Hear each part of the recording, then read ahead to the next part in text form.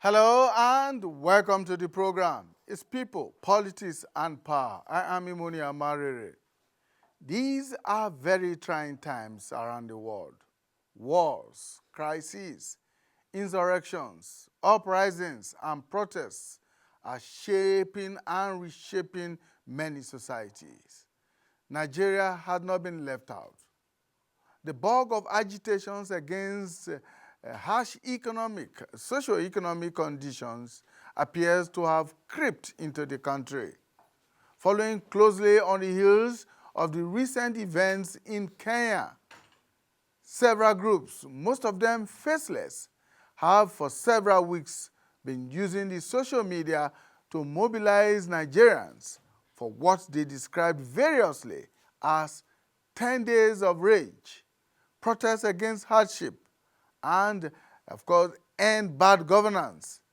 There are also those who say it is going to be 10 days of revolution and many more other appellations. It was not until a few days ago that supporters and some planners of the protests began to identify with the protests. Concerns were therefore genuinely raised about such leaderless protests and the fear that they could lead to anarchy, chaos, violence, and uncontrollable riots, especially against the backdrop of the unsavory tone and language deployed by the planners of and mobilizers of the protests. On the other hand, the government has, as usual, been inexplicably slow in responding to the agitations of the planners of the protests. Although initially faceless and still largely so, the main thrust of their agitation is well known: the hardship and cost of living crisis in the country. Triggered, of course, by some policies and programs of the federal and state governments, as well as the perceived insensitivity of elected and unelected government officials at all levels. Although the federal government says its policies are necessary for the long-term reform of the Nigerian economy, their application and the manner of execution have inflicted severe pains on ordinary Nigerians in the short term. Hence, the frustrations and the restlessness. The expectation before now was that government leaders would engage more with citizens to avoid the looming protests. This did not happen. If it did, it was too late to assuage the pains and put at bay political entrepreneurs who have jumped at the opportunity for system disruption and to further their political nest. The question is, what is demanded of leadership in times of challenges and crisis, such as is confronting Nigeria at the moment? Have the leaders lived up to expectations? What must be done now to regain the trust of the people?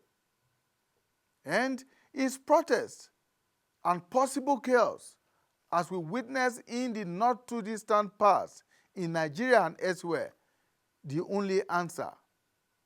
Is there no other road to a more orderly dialogue and engagement between the government and its aggrieved citizens, especially in a democracy, without circumventing the rights of the people to self-expression, in this case, through peaceful protests? These are the issues we will be looking at on the program today, and I'm joined at the moment in the studio by two individuals, and one other person is joining us virtually from Enugu in eastern Nigeria.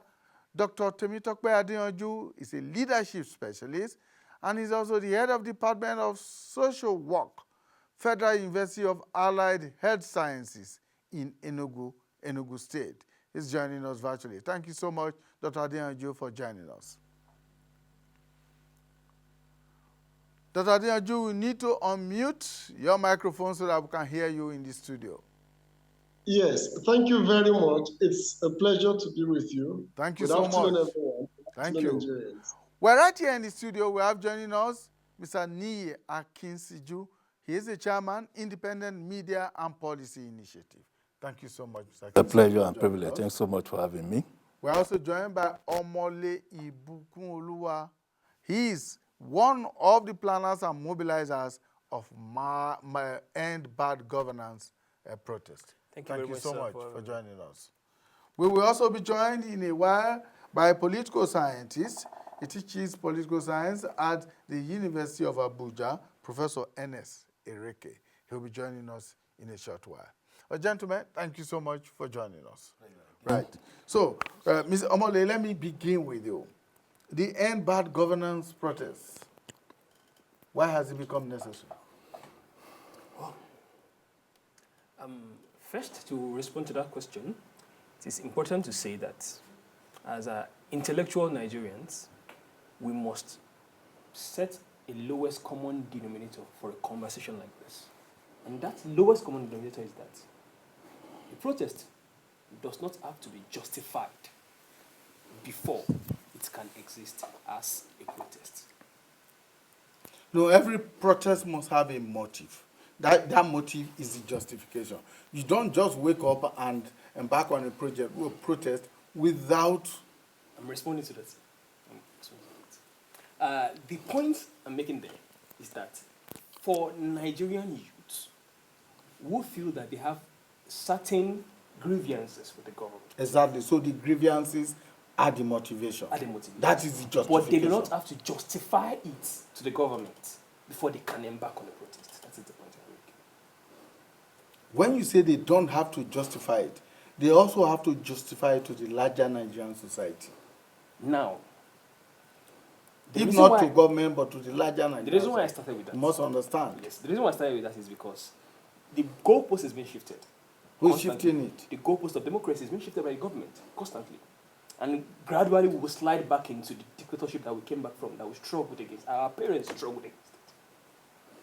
The reason is that during the Buhari regime, when people said the second term of the Buhari regime that there are grievances, and they tagged it to revolution now.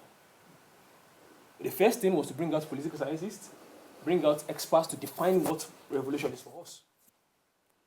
The people have their sacrosanct right by the Constitution to say that this is the dissent we are expressing. The freedom of dissent is not at the prerogative of the government. It's the prerogative of the Constitution, and the Constitution already granted it. Now, the people who want to protest will definitely have some demands for their protest. And we don't have a problem with expressing those demands. We have done that clearly within the past few days. Yes, in the past few days. At the beginning, when it all started on social media, this protest was almost faceless. Nobody wanted to be the face of the protest. Until a few days ago, when some of you decided to address a press conference and some of those who are supporting you decided to show their faces. Should it always be like that? The question is that the parent does not feed the child, and the parent is asking the child, why are you hungry? The parent has not given the freedom, the Nigerian government has not given the freedom for protesters. Presently, 4 protesters, Sokoto, Kaduna, Niger State, have been arrested just for identifying on social media that they are interested in participating in the head band governance protest. So, it is understandable that some people would want to stay in the background and not show their faces. Because we are living in trying times. We are living in times where just identifying on Facebook that I would like to express my dissent about this government policy or that government policy could earn me an arrest. So, we can't beat children and then ask them why they are crying. We can't make a child hungry and then ask them why they're hungry. We'll come back to the concerns that have been expressed about leaderless and faceless protests later on this day. Well, let me bring in you at this point in time. These are critical times in Nigeria, and the question has always been asked. So in times of challenges such as we have right now, what is expected of leadership in Nigeria? Yes. Good afternoon once again, Dr. Amarere, and good afternoon, Nigerians, and good afternoon, panelists there on studio. It's very important we manage time, and I'll be very specific in my responses. In times of challenges, what are the things that are expected of leaders? Number one is for leaders to truly demonstrate and actually exhibit the leadership traits, the leadership qualities that they are made up of. So it will not be appropriate for leaders to act in any way that is least expected of them. So what do we expect of good leaders' qualities? Leaders, number one, must be good listeners. You must listen to your citizens. You must listen to the public. You must listen to the populace. And these individuals that makes up the citizens have issues, and for any reason, if they are airing their opinion, and for any reason they are coming up to ask for specifics, you should listen to them. Good leaders should have good sense of judgment. You don't preconceive, you don't wrongly analyze the thoughts, the actions, and the inactions of the populace. So when you listen, you should be able to interpret with a good sense of judgment. You should be able to feel the pulsation. You should be able to understand the dynamics of the environment, your people, and the issues on the table. I repeat again, good listening ability on the side of the leader is an indispensable quality. And number two, ability to analyze with a good sense of judgment the issues brought before you as a leader. And very importantly, leaders must learn to take actions. You don't have to be docile.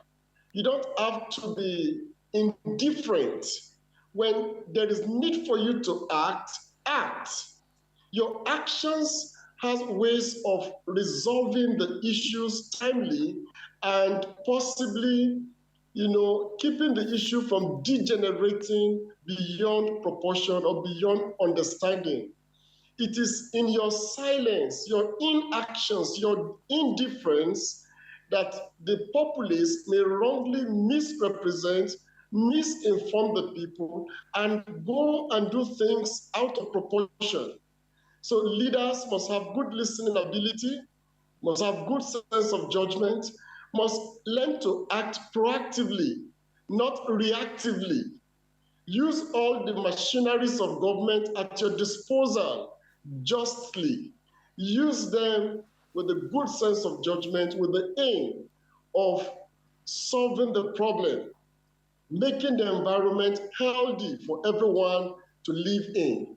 I'm going to pause here so as to allow others to also make input. Thank you I'm very going to much. come back to you, Dr. Adeyanju, very quickly, and for you to tell me whether or not, in the situation we find ourselves now, whether or not government has displayed enough compassion, whether government has been timely in its intervention on the issues that have been put on the table, whether or not government have been indifferent to the yearnings and the aspirations of the Nigerian people.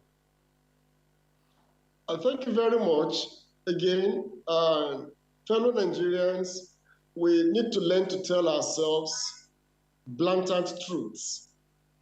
We must learn to tell ourselves things that will sustain democracy. Facts. Now, if you look at the Nigerian government, at this very point in time, we must appreciate all the activities thus far. We want to appreciate the fact that there may be complexities or complications associated with the concept of leadership in Africa and in Nigeria. We may look at the multifaceted challenges confronting them. but it is not out of proportion to then make certain allusions, which is that government of today does not have a good understanding of the Nigerian problem before taking up leadership would be a wrong assertion, wrong allusion. I'm going to assume that the leadership of the APC, the leadership of the current president, President Bola Ahmed Tinubu, is in the know. We understood from historical narratives his antecedents in politics, predating back to even before the 1993, where he was first elected as senator, and his antecedent as a governor of Lagos State. And we appreciate the amount of successes he has recorded. And forming a team, I think it would be right to say he has an understanding of the Nigerian problem. But the question then will be, is he now indifferent to the immediate challenges of Nigeria? From my own perspective, please let's appreciate this. In a public space, I've always argued, we must allow everybody to air their opinions. We must learn to respect people's opinion. And at no point should anybody superimpose his thought or his own judgment on another person. From my own perspective, I think the government of today needs to act more. The government of today needs to take proactive decisions considering the issues on ground. There are specific steps or decisions they can take to address the pains that the citizens are crying about. We understand instances where the government goes to the public space and roll out figures in terms of monetary value, in terms of food items being distributed to states, and then even the CNG buses and all of that. The question is, can someone behind the scene who understands the pain of Nigerians provide a pictorial representations, show the populace, give us facts on the field, let the people see what the president is doing. Show it to the people, don't just say it. If you say you've given the government this amount, let the government prove to you, let the state governors be accountable. Show us who are those people taking what at what time. So the government should not think that we will understand all that they are doing if we have nothing to say, nothing to see, to show, to further confirm that of a truth they are acting. So for me, I will not be wrong to say the government needs to take more proactive decisions, need to be very deliberate in their actions and decisions. Show the people, let's see what you're doing. Let's see the CNG buses on the line, on the road, plowing. Let's see them functioning, even if it is 1 or 2 per state. Let them start working. If it is the food items, identify the people, list out the criteria, show us who is taking what. We understand we are a population of about 200 million, and we understand the complexity of our current challenges. But please let the government take deliberate decisions to address the pain of Nigerians in sincerity. Dr. Average Adeyanju, Nigerians let's are not pause you smiling. there for a while and bring in Mr. Niyi Akinsiju into this discussion right now. So much has been said. I mean, first and foremost is the fact that protest is a democratic right of every Nigerian. But that protest, in my view, must be predicated on some form of demands and grievances, as it were. And then, of course, there's the issue of dialogue and engagement. From what Dr. Adeyanju has said, it appears that this government has not been very good at engagement and dialogue with its citizens. Unfortunately, I didn't hear much of what Dr. Adeyanju was saying, Well, again, we can also extrapolate from what had been happening in the environment. Like you said, the right, it's the right of every citizen, to protest, as enshrined in the Constitution. And I will not personally support any breach or any abbreviation of that constitutional power. And in fact, it's actually a duty of citizens to protest, you know. But again, like you said, protesting is the culmination of a process. First is dialogue and engagement. In fact, first is notice, you know, of a grievance, and proceeding from that notice to enablement or facilitation of a dialogue. In the case of what we have now, I think the challenge of government, and I'm not speaking for government anyway, but I think the challenge of government, it's, as you noted, it's the facelessness of the issues. The first point, or the trigger point, should be a group of Nigerians coming together, exercising their right of assembly and expression and freedom of expression, and putting government on notice on particular demands with aggregation of grievances, and requiring government to talk to them on this matter. And of course, everyone who is above 18 or 20 and who had been very active over the last 20 years in politics will also know how the standard template, the labor union, how they engage government. There's that process of consultation. So it is if government refused, you know, to come to table with those demands, then of course we can now declare a period, you know, of protest, because it's either the outcome of two things, or one of two things. The government had refused to call for a negotiation or a discussion on the grievances tabled by this community of people, or government had engaged and refused to shift ground, or government engaged and just decided to ignore whatever the grievances were, or addressing the grievances. So you could have any of those at play.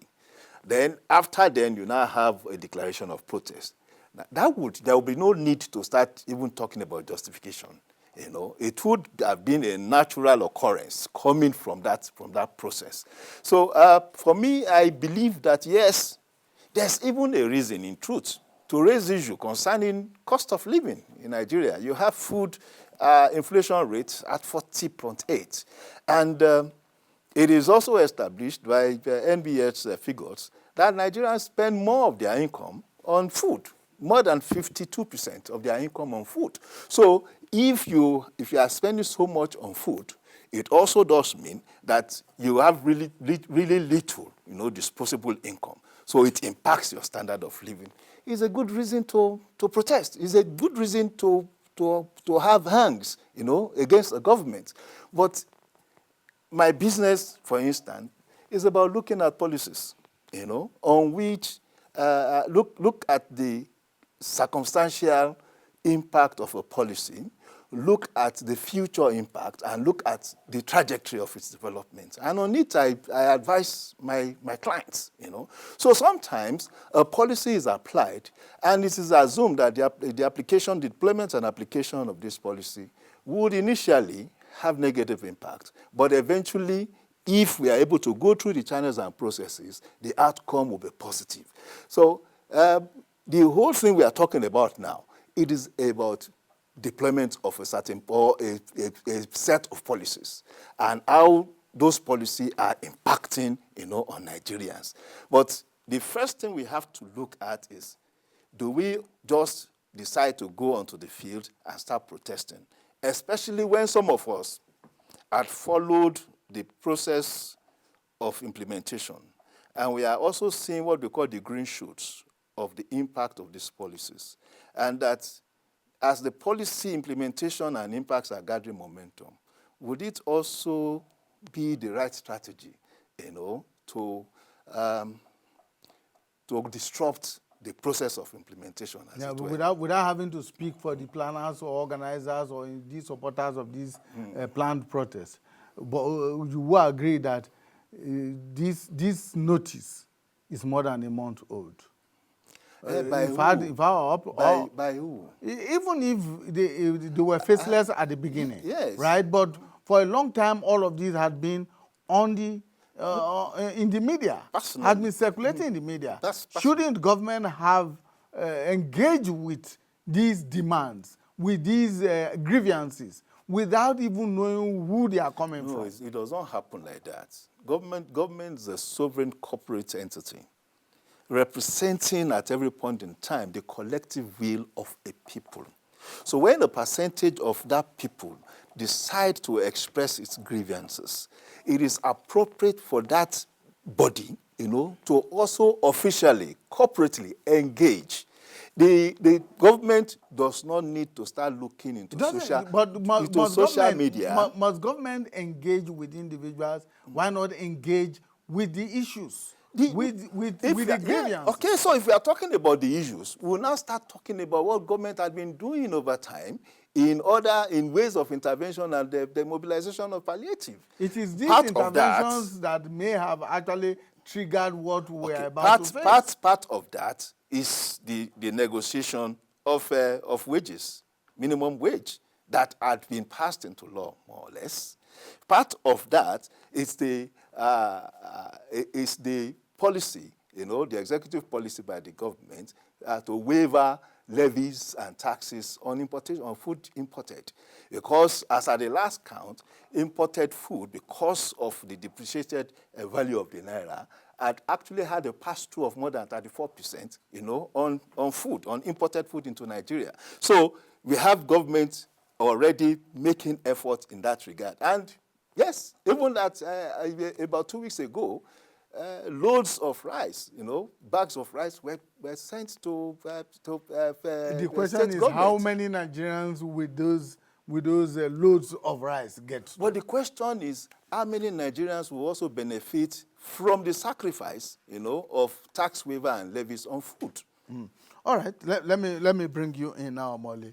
The organizers, the planners of these protests, end bad governance. I mean, everyone would think that end bad governance is the main focus of your demands. But I've seen a number of other issues, some of them quite contradictory in nature. But explain to us what some of these demands are.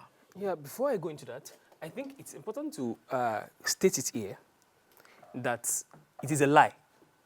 And I think that word has to be used. It's a lie that the government has engaged with the demands of Nigeria. When Tinubu was contesting, Tinubu openly, during his campaigns, derided the right of Nigerians to peaceful protest. I will remove subsidy. You will protest and protest. There's nothing you will do. But this man is... He was not the only one who promised to remove subsidy. But he did it in a so considered... presidential candidate did. Not every, just three. Apart from the NNPP presidential candidate. The three major candidates. There were more than 4 candidates in the election. Talked about removing... There were more than 10 candidates in the election. The three front runners Thank were you. the ones. Now, my point is, I'm not even talking about the partisan politics in that. I am saying that same person, in a condescending tone, said Nigerians will protest and there is nothing they will do about it. Is that why this is happening? Is the anger about the condescending tone? This is where I'm going. That condescending tone has informed the approach of the engagement of that government till now. Is that what has motivated the very in a mindless unsavory language that the organizers and planners have employed? I have to state it clearly that I stated it before coming here that I am just a mobilizer for the protest. Nigerians are expressing their grievances and I want to participate. I'm just like any other person. I'm equal. I'm not the leader of the protest. So who are the planners? Who are the leaders of the protest? I don't think... Why are you taking part in the protest? You don't know who is organizing. I do not think the Constitution states that a protest should have a leader before it should exist. Okay. Now, sorry, let me answer your questions, please. The effort of the government that has been claimed does not exist. What we have seen is to give themselves SUVs, buy yachts, budgets for private jets, budgets for billions for innovations, in the face of starvation by Nigerians. They are asking Nigerians to be cautious, to be sacrificed because of austerity. And they are living flagrantly, lavishly in front of all of us.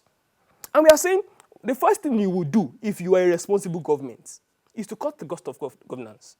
Part of the demands of this protest now to answer your question, is that our leaders should be on the same salary scale with workers. They have given 70,000 naira as minimum wage. Let them be on the same minimum wage. Let the Senate be a part-time job. Let's see how many of them will come to politics. Let's see how many of them will come into nation building. The reason for these demands are simple. The Tinubu government, yesterday, we had it on good authority, that the Tinubu government has released 6 billion naira. 6 billion naira. For what? To ensure that people go to social media and tweet. That's unverified, and I will not engage you on that. No problem. No problem. I don't need you to verify it. No problem. Yes, but I just want the point is that address the he demand. had said that the government is open with engagement. We can state here, and I think AIT captured that many times the labor leaders who negotiated the minimum wage came out to say that the minimum wage negotiation team, the government, has shut them out many times, that did not respond to them. And we are saying here that the government is genuine with engagement. That is a lie. But they eventually engaged and reached an agreement. After 3 different protests. Before they even listened to negotiate. So the attempt to paint this government as a listening government is a lie. So let's return to the demands. For one of the demands that I've seen, and all of this is what is the organizers and the mobilizers like you post on social media, which is that we want a new constitution through a sovereign national conference. There was a confab during the Jonathan government. To a large extent, the confab was not democratic because people were picked because of their loyalty to the government, based on their loyalty to the government, to attend the confab. But the making of the Nigerian constitution was even less democratic than that confab. The Nigerian constitution was just an updated version of the military decrees. Yeah, I just want to be certain that is one of the demands. Yes, of these protests. We, the people of Nigeria, need to sit together and make a new constitution. And in that constitution, we need to redefine how we run this country. Because truly, the minions of the government have gone to social media to try to blame Nigerians. Nigerians are at fault. Nigerians also increase price of goods in the market. Nigerians also sell rice that are given out as palliative. They have tried to blame the average Nigerians. But any day, any time, a bad system will defeat a good person. So you're saying that we have a bad constitution? A bad constitution. So if we have a bad constitution, why are the organizers or planners of these protests also asking, if you want a new constitution, why don't you stand on the basis of a new constitution? Why are you saying scrap the Senate, raise minimum wage to 250,000, reconstitute INEC, release Nnamdi Kanu? I mean, if you have a bad system represented, as you say, by a bad constitution, why will all of these come under your demands? It is important. They are contradictory in terms. It is important to note that a lot of things we see at first as contradictory are not contradictory. If a new constitution, will a new constitution not fix all these other demands? Now, these demands are not made by just one person. Every Nigerian has a right to determine what the demands of the protest should be. So what should government be responding to? The government should, at first, allow the right to protest that was fought for by Nigerians. That's right. The government should allow it. Let the protest hold and listen to the demands. Because the culture of a protest is that when we get to a protest is a democratic place. And we bring people together, bring out your demands, argue for your demands, and then at the end of the day, we aggregate that protest and say these are the demands we have. Are you concerned about the fears that have been expressed that these protests that has no leadership, has no directing organization could degenerate, as we saw during the last NSAS protests, into anarchy, riots, and destruction? That is the fear that many people, including government, has expressed. Is that? Are you concerned about it? I am concerned about that. And my concern is this. NSAS is one of the most peaceful protests until it was incited by the police, hoodlums being dropped by DSS vans in Abuja. And we have evidence of that. You can quote me on that. And we have all that disrupted answers, macheted people. So what is the guarantee that this one will also not be infiltrated by hoodlums and disrupted? Again, we have made a child hungry, and we are asking the child why the child is hungry. Because it is the job of the government. The government should not even have the guts to say this. No, you are not answering my question. We are talking about government. What is the guarantee by mobilizers like you that this protest will not be infiltrated, will not be hijacked, will not be disrupted by persons that you have described as hoodlums? My guarantee is that we are supposed to have a president in Nigeria, right? We claim do to have a president. Thank you. We claim We to have do have a good. president. We have a president in Nigeria. Yes. What is the job of the president? The security and the welfare of the people, including protesters. To prevent hoodlums from coming to... So the to job your of the protest? president in a protest, when people say they are protesting, because a protest held today, a protest held in Nigeria to say that people should not protest. The Nigerian government paid their minions to go and protest at the National Assembly today. Hundreds of people. No hoodlum hijacked it. So if When no you say hoodlum... they were paid, do you have evidence to back that up? Because I these are all some sweeping think claims. we are used to the fact that the Nigerian government weaponizes the poverty of the people against the people. Okay, let's bring in Dr. Adeyanju at this point in time. Dr. Adeyanju, are you still with us? Yes, I'm still very much around. I need you to weigh into this discussion now at this point in time and to look at what could possibly happen in the situation that we have seen in the past and what we saw recently in Kenya when protests are organized and there are no directing and commanding individuals or groups to say do this or do that, go here and don't go here. Thank you very much, Dr. Mariri. I want to humbly place on record that for my co-colleagues on the stage, there is a need for us to be well informed. Number one, for every conclusion, there is always a premise. When your premise is inconsistent, your conclusions will always be illogical. So you must be able to balance your argument if you want to make a quality and a logical presentation that is very objective.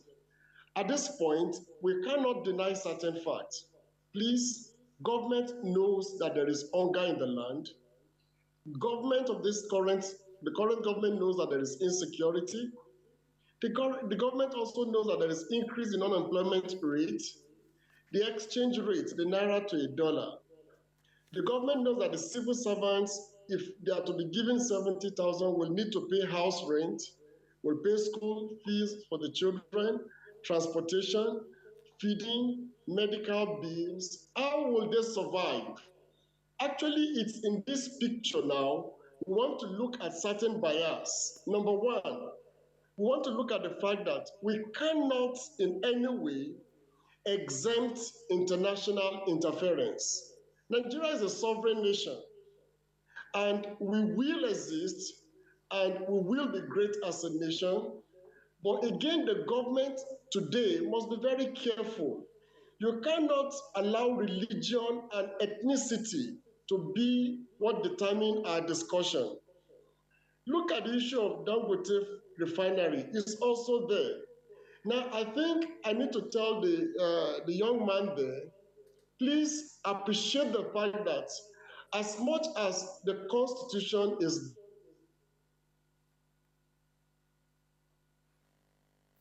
Dr. Adeyanju, are you still with us? there, Yes. even if there must be to repeal the Constitution, there are procedures. If we need a new Constitution, there are procedures. We can't take laws into our hands. So looking at what happened in Kenya, what happened in Sri Lanka, and in so many other nations, and even the NSAS, you see, you can know the beginning of a war. You may not be able to tell the end of the war. To me, protest, yes, it's the right of the citizens.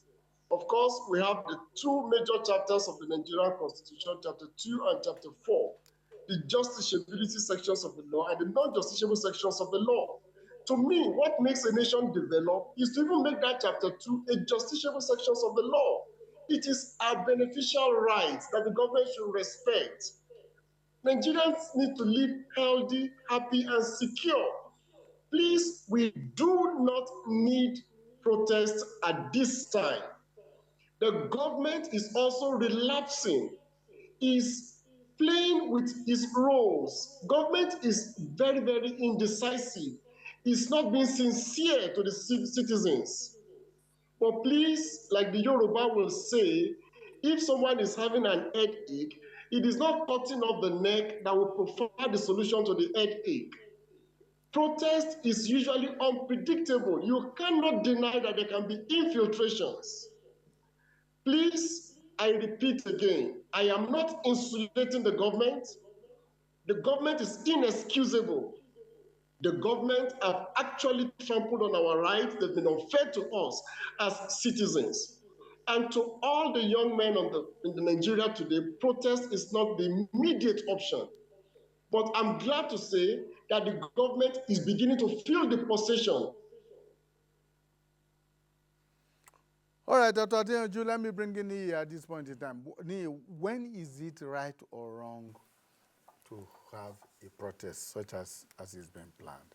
And what do you think? This is very important. What do you think government will need to do between now and August 1st to avert this protest? Well, sorry, let me just take it from where Dr. Adeyanju put it. Premise, yes. My premise principally, because you talked about wages and all that, my premise principally is government intervention and policies. That's where I'm coming from. That's my strength. If there is a reason, and not justification here, if there's a reason for protest, I'd led several protests. I'd been a union leader, I'd been a student union leader and all that. And I know what the processes are, you know. In fact, I was so adept at it that during my time in the University of Lagos, the school authority adjudged my time as the most peaceful because I had always followed a process. And I think that is what we need to advise our younger comrades, you know. There should be a process. Once there is a reason, and I think there is a reason. Government, and I've heard Mr. President spoke about what we are going through in more than 3 or 4 different times. And I'm talking about the preemptive position they took, you know, that the president during his campaign, and thank God he underlined that word, during his campaign, dismissed any threat or prospect of protest around his removal of subsidy. You know, that if I will remove subsidy, if you like, you protest and all that. But it turned out that at the election, the Nigerian people still voted for him. So it will translate, because that is the only way you aggregate what government is doing. You know, the right or wrong of government policy. The Nigerian government still, you know, adopted and voted for the president. That is one. Then two, what would government do? I think it is, first, let us have people, and I'm not just talking about one. I saw a number of my comrades, you know, 3, 4 of them addressing a press conference on social media. Still not enough, you know. You must have an identifiable community of Nigerians, you know. If you're talking about 100 people, 200 people seated in an assembly requiring the attention of a government representative to talk to them, why not? If we have identified 4 or 5 people, why don't we start with those people? Because no, we can start with them. You see, you can have 4 people, you can have 5 people. Are they true representation? We all have our grievances at the level of our homes, homestead, at the level of our streets, roads, and all that. For you to have an issue that is of substance, there must be obvious momentum around it to persuade whoever is in government to say that this is a popular position. You Now, know? it's just So- a few days to August 1. Why do you think? You are not in government, so some of these things I'm just You asking. see, I am Why not, has I the am president not not in government, but I spoken to follow- us Nigerians? But I follow government. I understand that the president said so many things that when a number of people went to engage him on matters of this protest, and he actually The appealed president, by a the statement. president invited traditional rulers, Yes. governors, and all Those of are- that. those But are those opinion. do not represent Those voices of those who are organizing these protests. No, I don't think so. Because in my own way, I am a leader of thought within my community. And in my community, I have young people, I have old people that I engage, that I transmit whatever is happening in the larger space. And that is the role of governors, the role of traditional rulers, and all that. I have also read the NANS saying that they have no hand in this thing. And the National Association of Nigerian Students, as far as concerned, are the aggregate representative, of Nigerian students in Nigeria, as recognized corporately, So you also have the Labour saying that at the time, I think the Labour was being blackmailed. Shouldn't government go beyond this set of people to begin to address the so-called Gen Zs who are organizing? You see, these government protests? can only address by policies. What are the main concerns of Gen Zs, for instance? Access to education, access to job, lower cost of living. Those are the major things that I think their demands. All those other extra political engagement, demands are just extra political. Okay, Nii, But sorry, can I also land? So talking about education, for the first time I've seen a government, introduced education loan, For the first time, I've seen a government talking about increasing digital access, increasing the number of digital talents in Nigeria, by training 3 million people. And I know that 30,000 of them were graduated about 2 or 3 weeks ago. So I see even the policy we are talking about, the harmonization of the foreign exchange window and the removal of subsidy are already generating clear indicators of growth. And I can put it on record that the finance minister had come out to say that out of a total possible $108 billion debt that Nigerians have, over the last so many months, it had been reduced to $91 billion. Okay, Now, okay, Nii, we have very little time left. Let me bring in Omole and to ask one straight question. Omole, what do you think can be done between now and August 1st to avoid this protest, which could be hijacked, in your own words, infiltrated, and could degenerate into riots and violence? What can be done? What would government do to assuage the feelings of your group? Well, to answer that question, I think the first thing to say is that I believe that any protest could be hijacked, right?